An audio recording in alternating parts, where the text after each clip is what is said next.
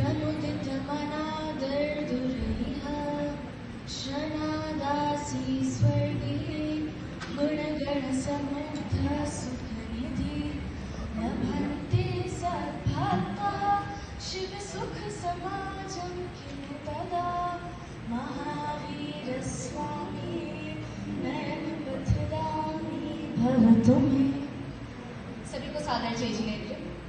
मैं नजर जैन विवेक विहार जैन मंदिर से, और आज मैं प्रकाश डालना चाहूँगी कि किस प्रकार से जैन धर्म मानसिक स्वास्थ्य की उन्नति में सहायक है। मैं अपना व्यक्तित्व प्रारंभ करूं उससे पहले मैं आप सभी को बताना चाहूँगी कि क्या है जैन।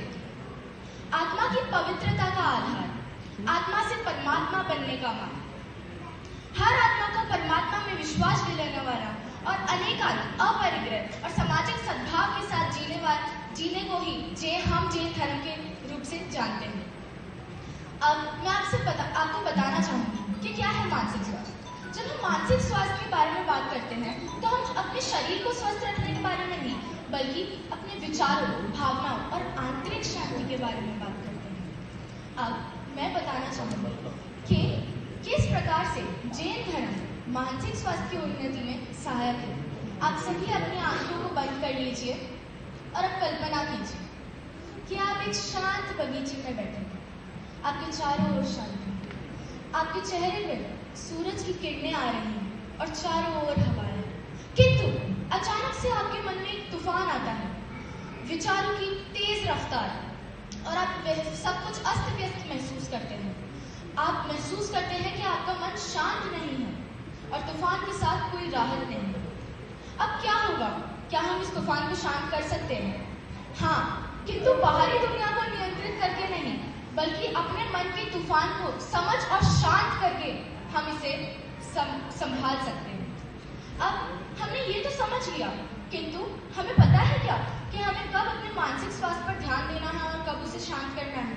आइए मैं बताती हूँ। जब आपको महसूस हो कि आपका मन कभी शांत नहीं रहता और हमेशा दिन भर के तनावों और विचारों से आपका मानसिक संतुलन टूटते जा रहा है, तो यह है आपका समय जब आपको अपने मानसिक स्वास्थ्य पर ध्यान देना चालू करना होगा।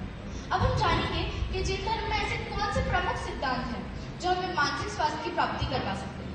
पहला सिद्धांत, अहिंसा। हमें क्या लगता है कि हिंसा तो सिर्फ बाहरी दुनिया में ही काम आती है, किंतु हिंसा हमारे मन के अंदर भी होती है।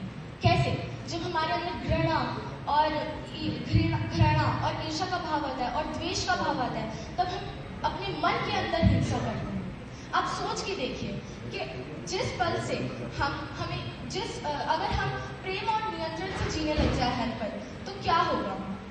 अगर हम सारे नकारात्मक भावों को अपने दिमाग से हटा दें तो क्या होगा? हमें अहिंसा ये सिखाती है, अहिंसा हमारे विचारों से ही शुरू होती है। जैन धर्म में अहिंसा केवल शब्दों या कर्मों से नहीं, बल्कि विचारों में भी होती है। संयम, क्या जो हम अपने मन को नियंत्रित करता है, वो इस दुनिया को भी नियंत्रित कर सकता है। इसका सबसे बड़ा उदाहरण जैन साधु और साधिकाएं हैं। वो न केवल भौतिक वस्तुओं का त्याग लेते हैं, परंतु अपने मन को भी नियंत्रित करते हैं। अगर हम संयम को अपने जीवन में अपनाते हैं तो हम अपने मन को स्थिर रख सकते हैं। तीसरा और सबसे प्रमुख सिद्धांत, ध्यान। जैन धर्म में ध्यान केवल एक प्रैक्टिस नहीं, बल्कि हमारे जीवन का एक हिस्सा बन चुका है। अगर जब हम ध्यान करते हैं तो हमारे सारे विचार एक तरफ होते हैं और हमारी सारी ऊर्जा एक तरफ केंद्रित होती जाती है। प्रणाम सागर जी द्वारा करवाया गया भावनाएं और प्रणम्य सागर जी द्वारा करवाया गया अहम योग एक बहुत ही उच्च प्रयास है अपने जीवन को शांत और स्थिर करने का।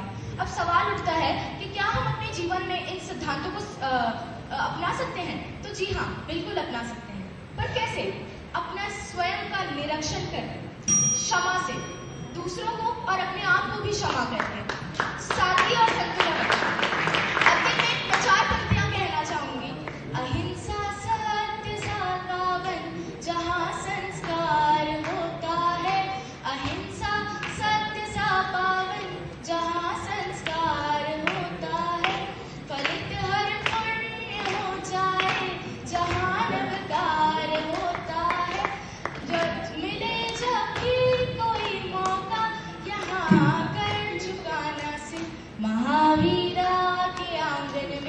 सदा मतदार